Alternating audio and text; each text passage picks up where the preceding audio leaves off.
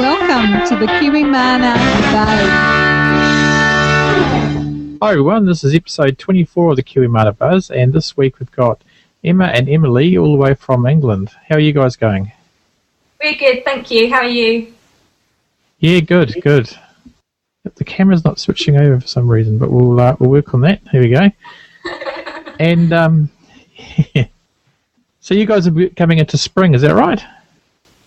Yeah, sort of early summer now. Oh, okay, fantastic.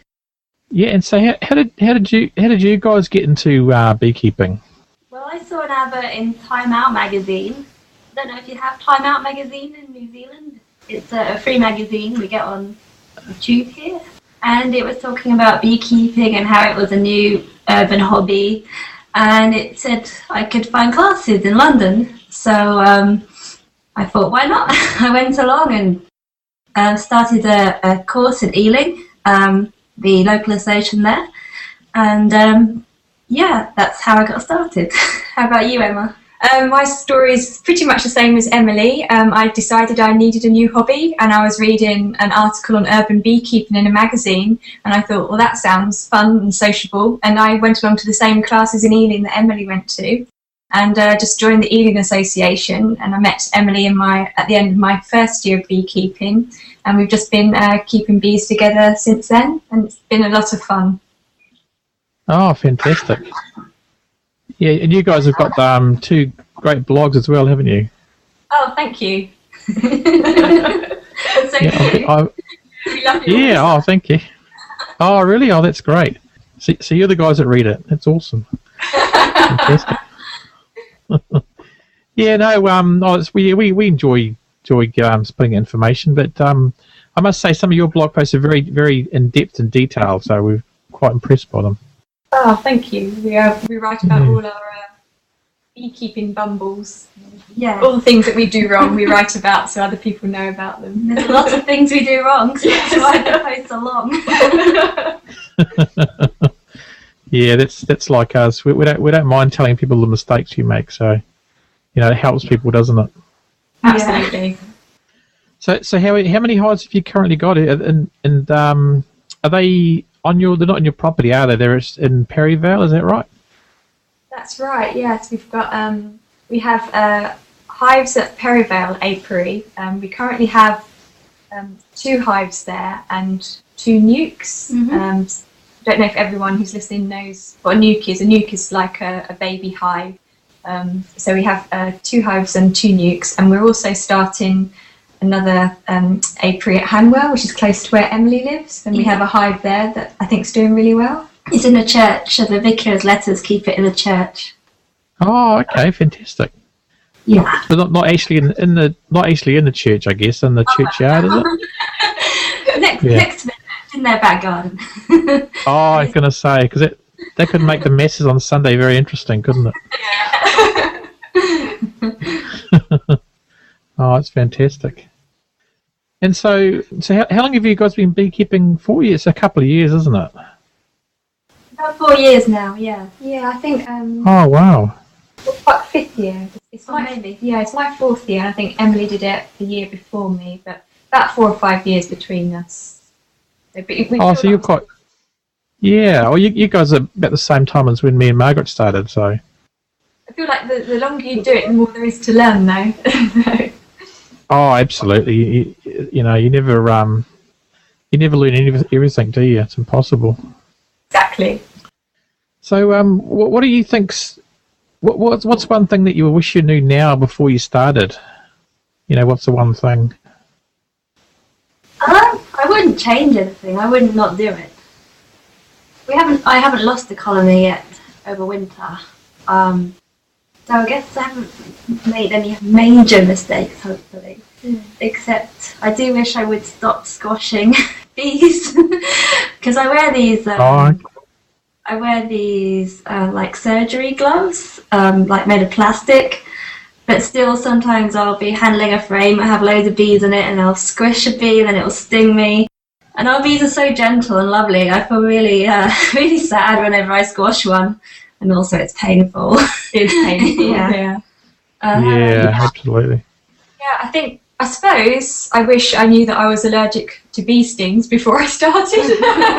But I don't think being allergic would have stopped me from becoming a beekeeper. I think we all make mistakes as we go along, but it's you learn a lot from them. So I think also I wish I knew that you had to make your own hives. I'm not really good with making hive boxes, so that would have been good to know all the DIY you have to do as a beekeeper. But lucky you. Yeah, that's true. Luckily my dad is very good at making hive boxes. Oh, fantastic!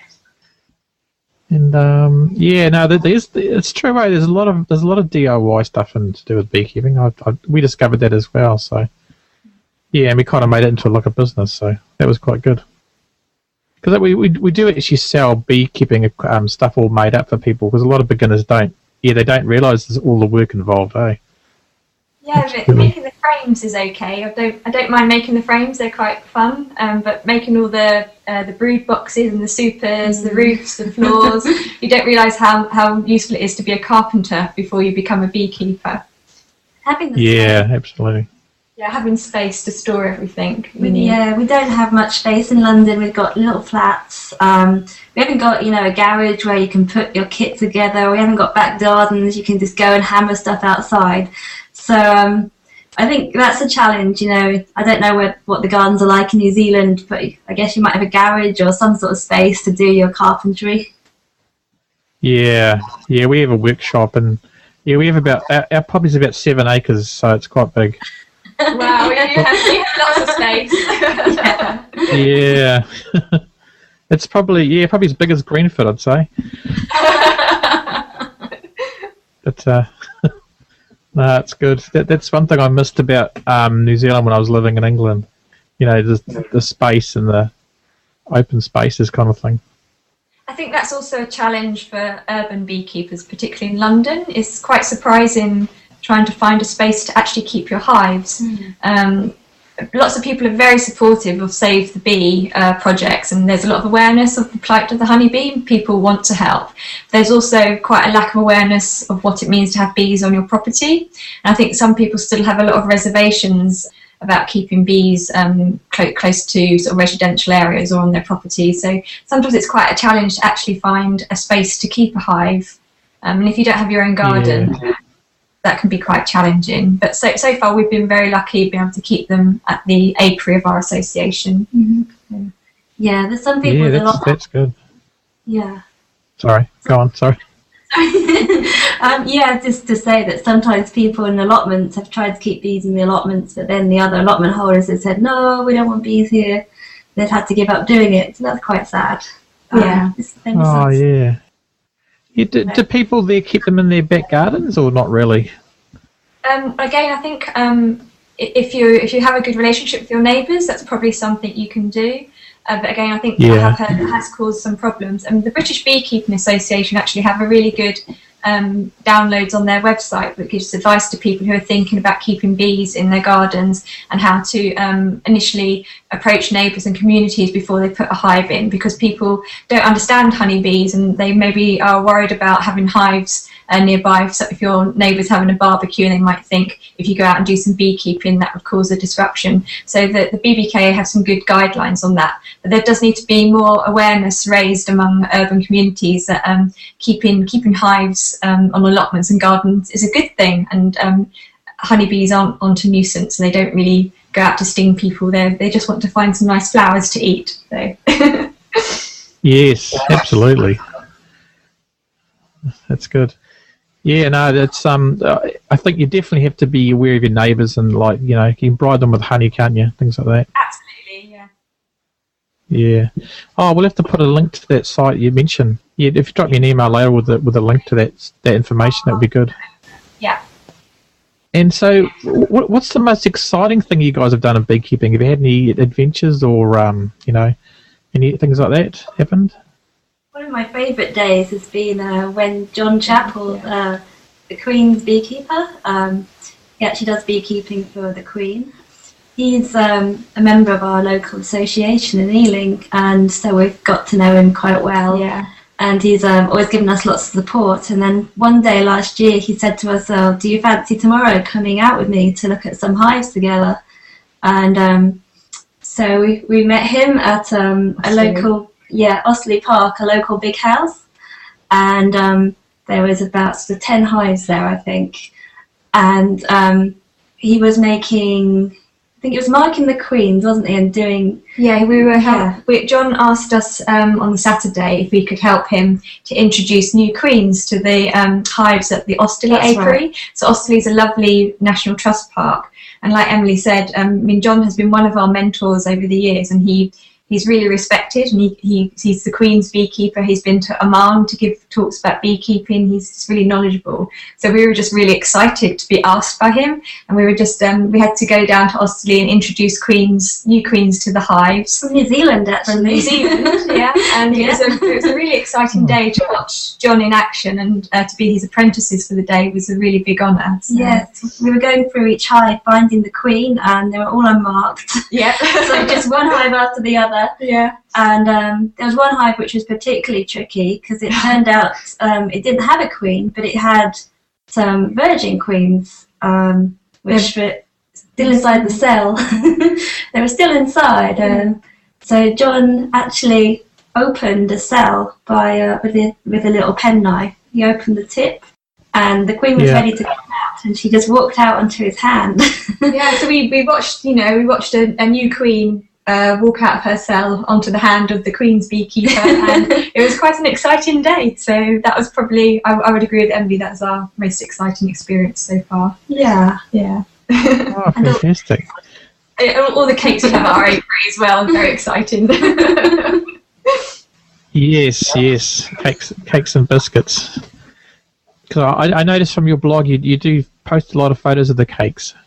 Yeah, we have a lot of cakes on a Saturday afternoon. Tea and cakes. It's really, we're the Ealing Tea and Cake Society. Bees. Yeah, the bees are just a bonus. Exactly. Yeah, that's great. And so you said that you're using New Zealand queens. Do you guys import quite a lot of bees from New Zealand? Well, John does. John's very generous in that he does a lot of work getting the New Zealand queens imported, and he gets them all ready for the people at the apiary. He and a lot of other beekeepers like to keep the New Zealand queens because New Zealand bees are very gentle and very hard working, and so obviously when you're keeping hives in public places, it's good to have a colony with a New Zealand queen each year, because then the colony is going to be gentle and they're going to have they're going to make a lot of honey. But Emily and I personally prefer to have British queens, and so far all of our hives have been queened by our own bees. We let our bees make their own queens, so we have British queens every year. Yeah, they fly wild, they fly high. Yeah, exactly. They make with whoever they want. Oh, that's fantastic. So, are your bees? Do you find your bees are quite aggressive, or not really? Because we've had a beekeeper come over recently from England, and she was saying that they're really aggressive there. We have How one do you find them? that is very aggressive, but it's also the most successful hive. It's been there for ages. It's really well established and never seems to suffer from much disease and makes lots of honey. But it's a very feisty hive. But we've always been very lucky with our colonies. They've always been very gentle. Emily and I rarely even have to smoke our bees, so we've been very lucky, really. And it was a long time till you actually got stung. It was, yeah. I only got stung by the hives at Osterley. Yeah. I found out I was allergic when we were working on the Osterley hives with John, and I got stung. But then it was written on the hive roof, nasty bees, and we all ignored the sign. So but we're really lucky. Our bees are always really gentle. They hardly even fly around us, do they? No, I don't think I remember our bees ever stinging me. No. Except when I've accidentally squashed one. Yeah. No. They're very gentle. How about yours? Oh, yeah, very, very gentle. Yeah, obviously they're all New Zealand bees. Yeah, they're good. Great. Yeah, very good. I mean, we don't really. If we do get an aggressive hive, we generally requeen them anyway. Yeah. Because most of the ones we have, we sell to beginners and stuff, and we don't want to. You don't want to sell beginners aggressive bees. It's not nice. takes the fun out of it. Absolutely. So with the bees being New Zealand bees, do you understand their accent okay? Well, the New Zealand bees are very naughty. They tend to make lots of elaborate comb in the roof, don't they? We had one beekeeper one year. He had the bees decided to climb into the roof and make a nice conservatory for themselves, and then they made a whole spirally comb in the roof. And the other thing they do is they nick the other bees' honey. Yeah, the New Zealand bees are always after our bees' honey, so we have to shoo them away.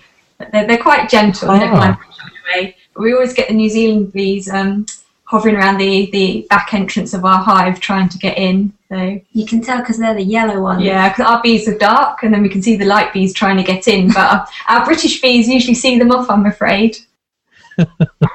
Oh, so they're actually they're more prone to robbing then. Oh yes, definitely. I think people say that about the Italian bees, don't they? And I think in New Zealand you breed the Italian type bees. Is that right?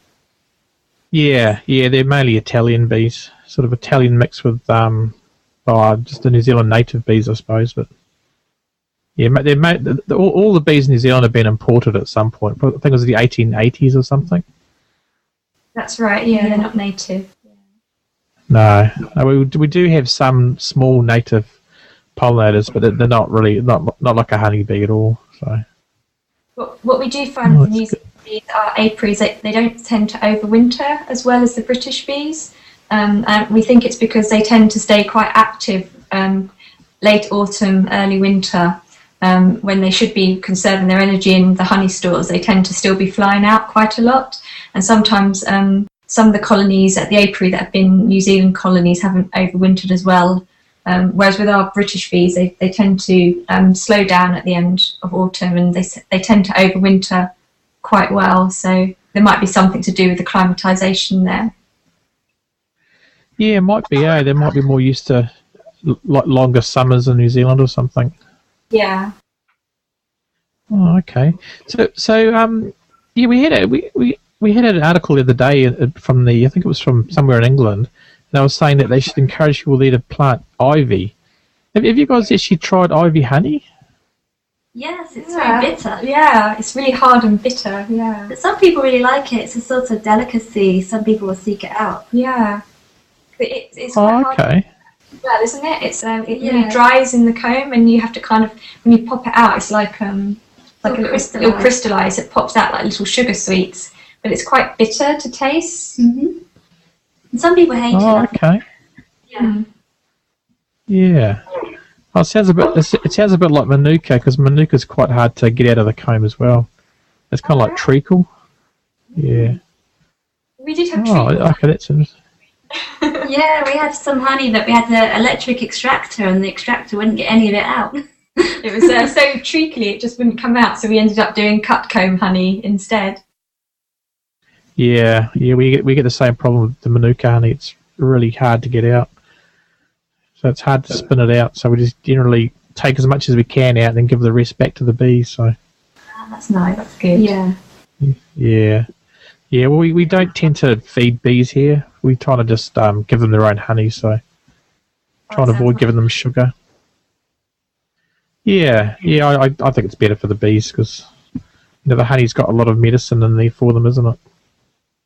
Absolutely. I think you're quite lucky with your weather there as well. So the bees have got lots of chance in the summer to go out and forage. So we had quite a poor summer last year when it just rained and rained and rained, and particularly after winter, and the honey stores got very low in the hive, and very few colonies could fly out to forage to get more nectar. So we had to. That was a really bad summer. We were still feeding our bees sugar in June, wasn't it? June and July, nearly all year. But there was just rain. They could hardly fly out and forage for food, so that was quite a bad summer. But this year seems to be much, much better. Oh, that's good. That's really good.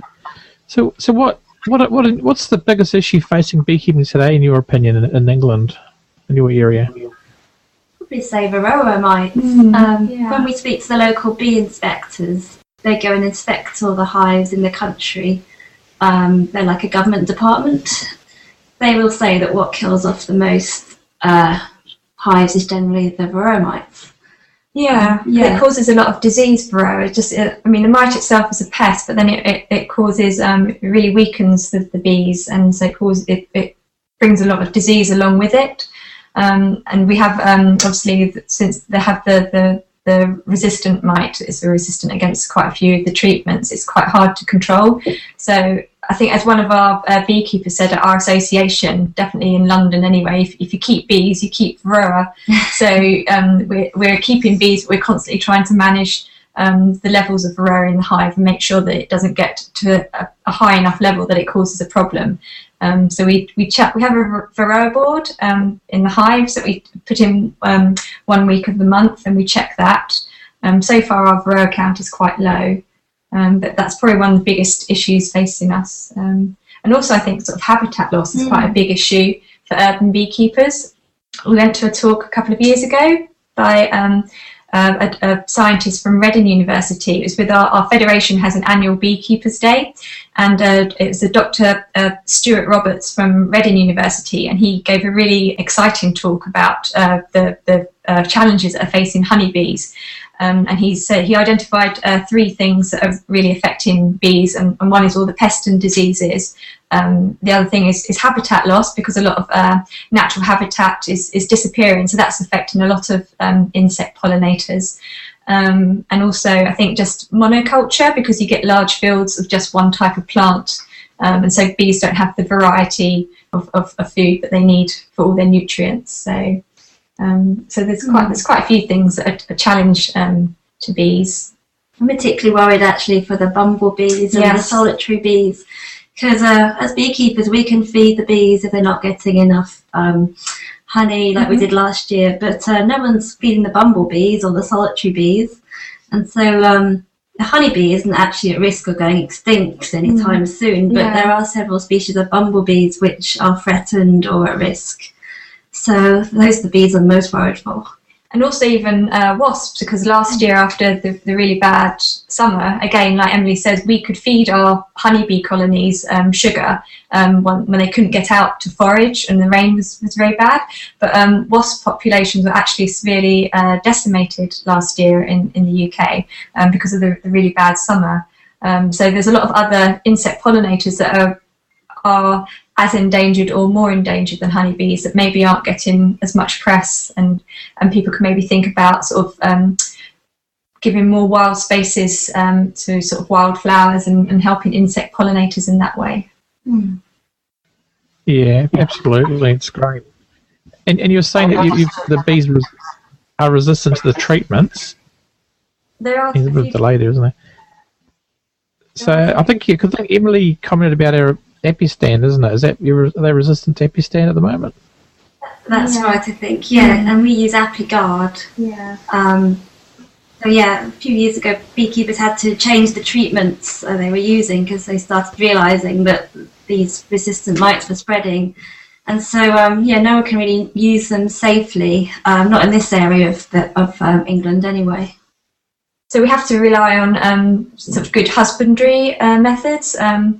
The London Beekeepers Association have a really good day each year where the bee inspectors come and give some really useful talks on how to manage varroa, and they give the beekeepers an update on the latest news of not just varroa but other pests and diseases that are affecting hives and best ways of dealing with it. So they'll give us updates on the best type of treatments, but also techniques that you can use. Like there's another technique, I think, drone culling, that can be used to monitor the levels of varroa and also to control it. But it's not just one thing you have to use to control varroa. I mean, there's lots of different things: sugar dusting, drone culling, the Apigard, shook swarm. You have to use lots of different techniques and just be vigilant throughout the year and just monitor your varroa levels. Yeah, absolutely. You've got to keep monitoring, don't you? Otherwise, you never know what's happening, really. Exactly. Oh, we have a question here from Prakash, and he's saying, "What is the best way to start beekeeping, and what advice would you give to a beginner?"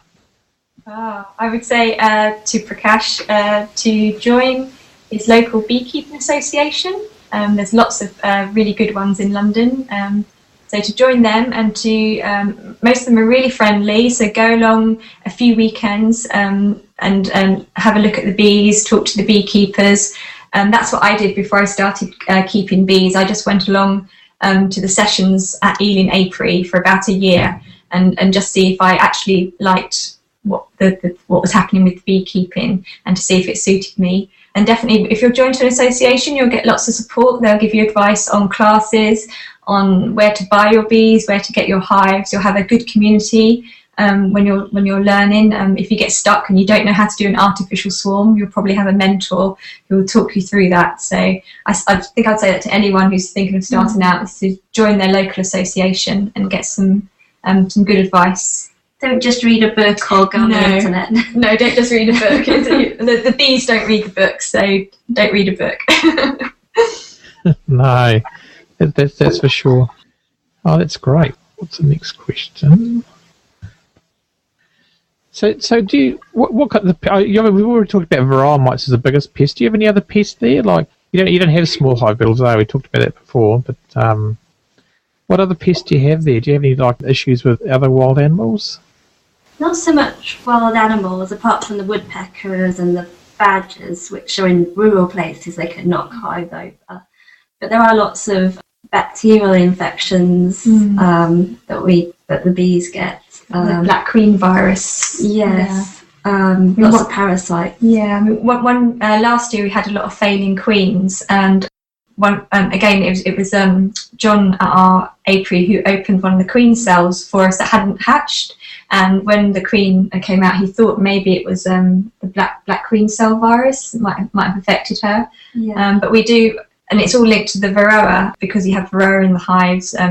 You tend to get sort of other diseases that are associated with them. Nosema is a really bad one, because I don't think we have anything to treat nosema at the moment, do we? No, that's right, because the treatment that was used before for nosema is no longer approved.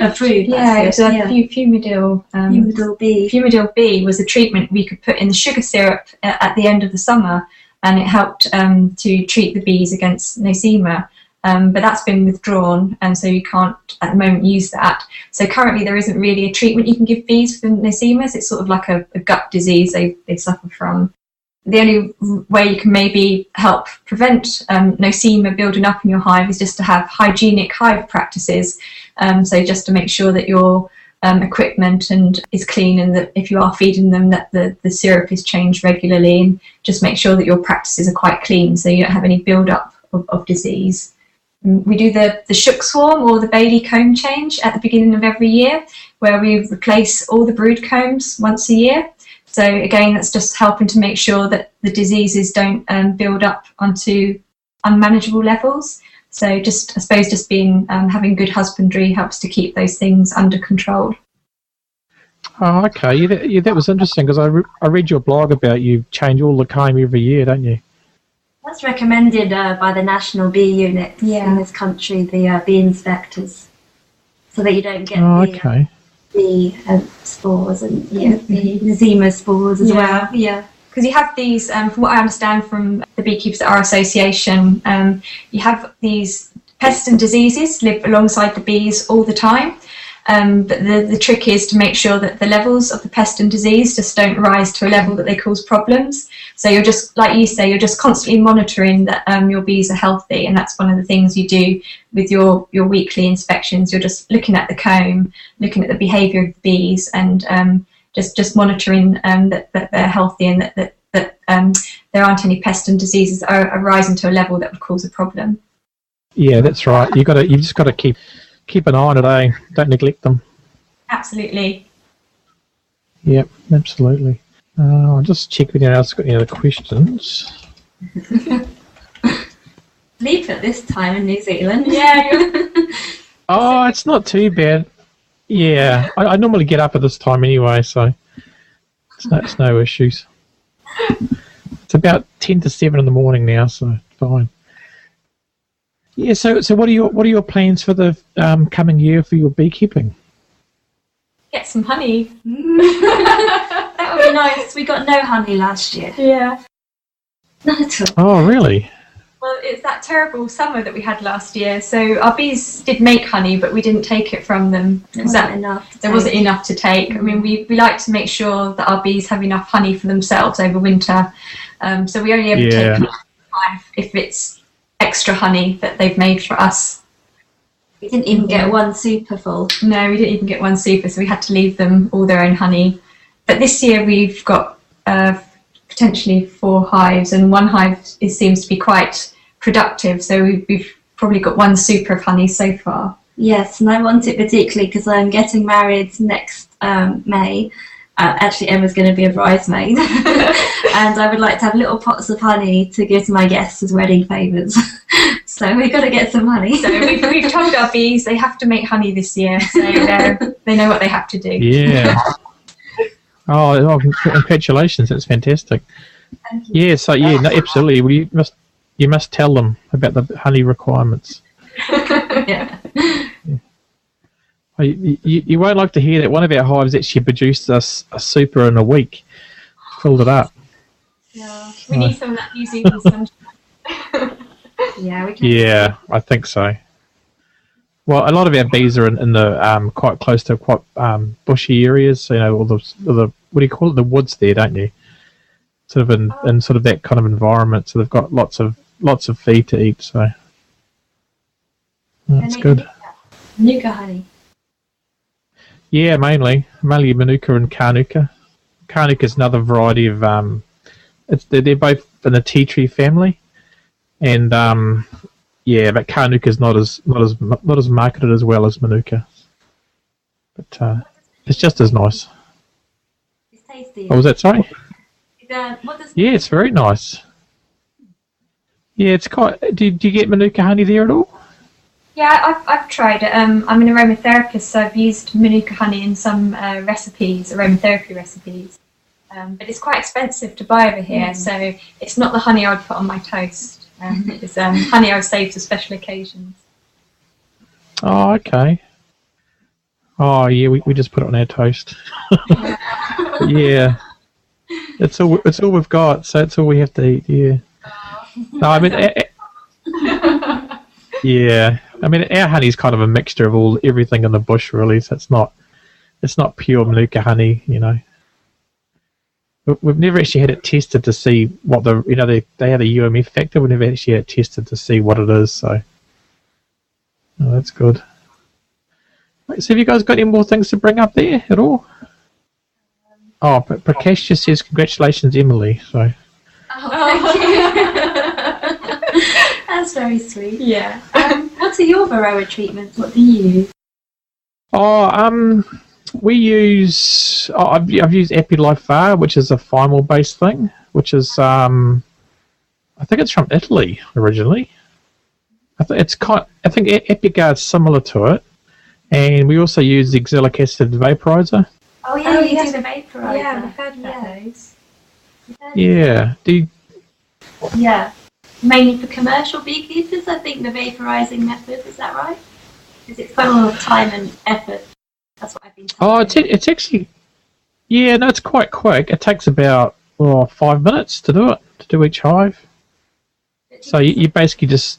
Is it heavy equipment? No, not at all. It's just like, it's about that big probably. It's just like a little thing with it's got like a hot plate at the end. And you just put the crystals in there and then put it inside the hive. Yeah, it's working quite well. So I did half our hives like that, and the other half with Epilife this season. So, but we'll have to do a video of it and show you guys. So watch out for our blog. We'll do a video about that. That'd be great. Yeah, over here, the beekeepers are always looking for different ways to treat Varroa. So that'd be really interesting to read a blog on that. Yeah, well, that's good. Yeah, no, it does work quite well. And yeah, we do that and we just monitor some. I've been doing like sugar shake monitors, with the sugar roll. Yeah. Just the good thing about that I'm finding is if you're inspecting a hive, it's a good way to do it. But it's an instant hit. It's an instant like count really, so you can tell straight away. But normally we do the drop counts like you guys for the checking. But that's a lot less intrusive, which is good. And do you have any Yeah, problems we with try and that? not real. Oh, we have a kingfisher that flies between our hives and eats bees. Kingfisher, That's wow. a cute problem to Yeah. have. Yeah, he's all right. He gets about 5 a day. That's okay. I guess you can spare Yeah. 5 bees with all your hives. Yeah, that's right. We've got about 12 at the moment, so that's okay. Oh, he must get he must get stung. I don't know how he does it. Just flies too fast for them. They can't catch him. Yeah, I think so. Oh, I've got another question from Prakash. It does sound like beekeeping can be an expensive hobby. What would your advice to be to manage costs? Oh, I'll go with your answer first, and I've got my answer after that. Have what? Sorry. So I would, yes, that's right. I would say have a hive partner and share the cost. Yeah, that's a good idea. And learn carpentry, I suppose. Yeah, or have a dad who can make hive boxes. It can be expensive. Yeah, you have to sort of keep track of your equipment each year, what you have, and particularly when I first became a beekeeper, I didn't quite grasp that when you have one colony, you probably need 2 hives per colony, because when you do the shook swarm or the Bailey comb at the beginning of the year, you need a completely spare hive to move your colony into, and then if that hive does well later on in the spring, you might need a nuke or another hive to do an artificial swarm. And when your colonies start doing well and you have to start splitting them, obviously you need lots of spare hives to start putting those splits into. So I didn't really appreciate that when I first became a beekeeper. I just naively thought you just have a colony of bees and a hive and off you go. And there's actually quite a lot of woodwork involved, and you always have to, if your bees are doing well, which you hope they will do, then you always have to make up lots of super frames and brood frames, and make sure you've always got enough space for the colony to expand and make more honey. So it can be expensive. Then I suppose hopefully if you make honey and sell some, you can cover your costs, in theory. Yeah, absolutely, you can do that. And and I was going to say, if you're in New Zealand, you can contact Kiwimana. Yes, The dress is here. But yeah, but I don't think Prakash is in New Zealand, so I think the freight would be overwhelming. It might be cheaper might be cheaper for him to make his own ones. But yeah, I agree. I mean, if you've got you can. I think you definitely have to have at least one spare hive, don't you, at all times?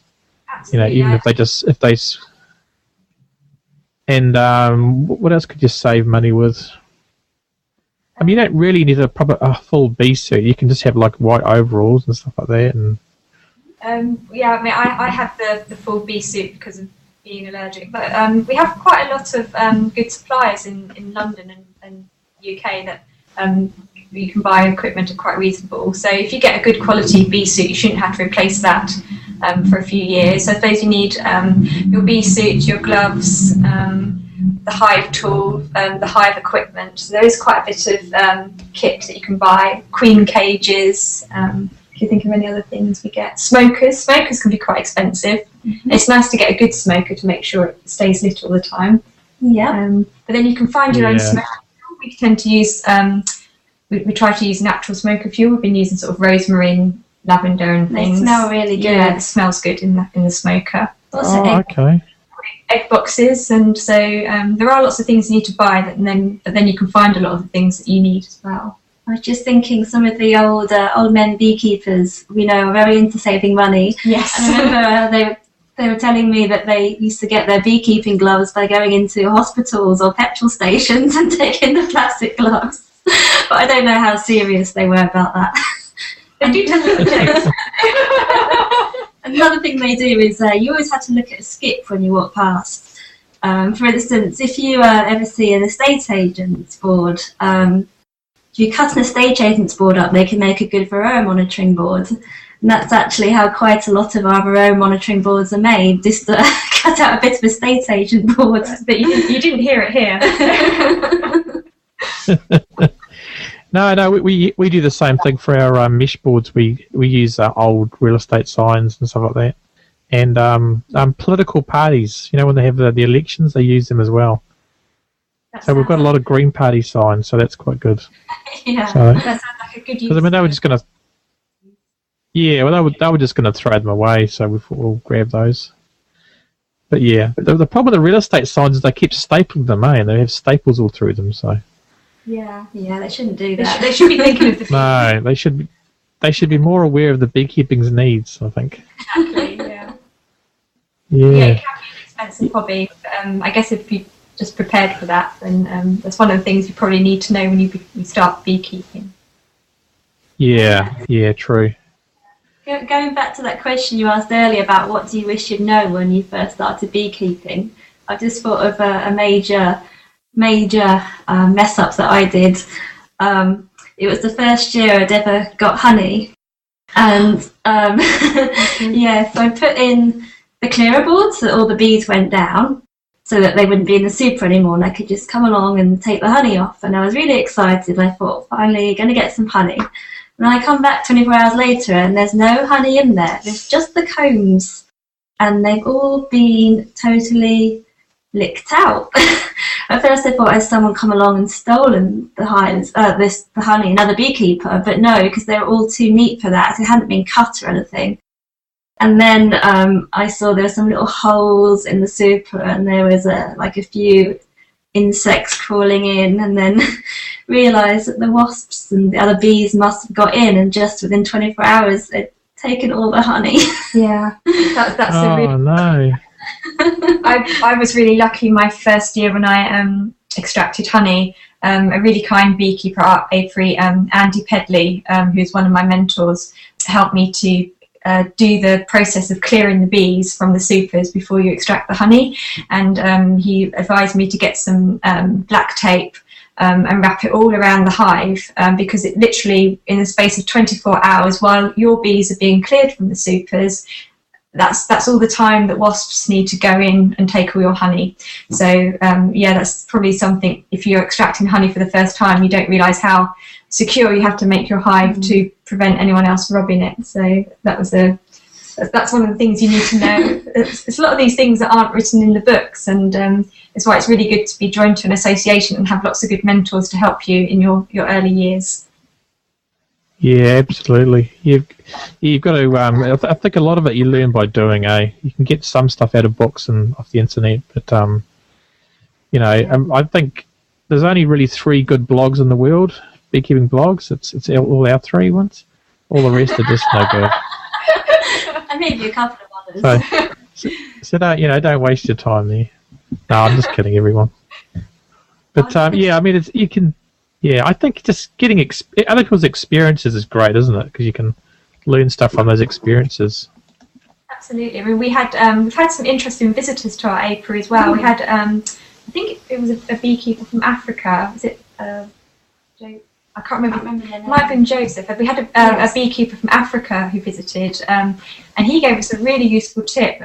We were transferring a colony into another hive, and we weren't sure that we could find the queen, and we put the colony into the hive, and then we had in the nuke lots of bees that needed to be moved. They're on the floor of the nuke, and they needed to be moved into the full-size hive, and we couldn't shake them out, and we were using leaves to kind of gently brush them out, and they're being very stubborn, so we didn't know what to do. And then Joseph came over and he said what they did in Africa, they just propped up the nuke to the entrance of the big hive, so that the nuke entrance and the hive entrance are aligned. And he said as the queen's in the big hive, all the bees will just walk up and join her. So we did that, and we went off to inspect another hive around the apiary.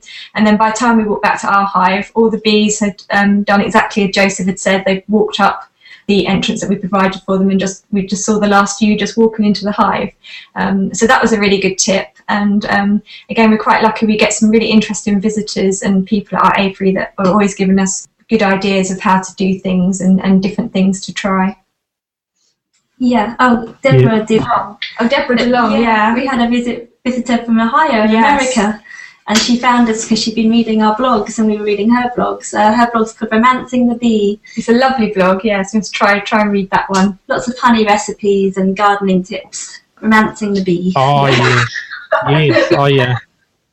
I have read that. It's a great blog. Yeah, it is a good one. But that was lovely. I mean, years. we've made so many friends. We've made so many beekeeping friends online through our blogs, and we both read a lot of beekeeping blogs. And it was really lovely when Deborah came over to the UK that she'd come and visit our apiary. And again, it's just a really nice community of bee bloggers out there that everyone sort of is very keen to help each other and give advice even online. So it's a really friendly community, beekeeping.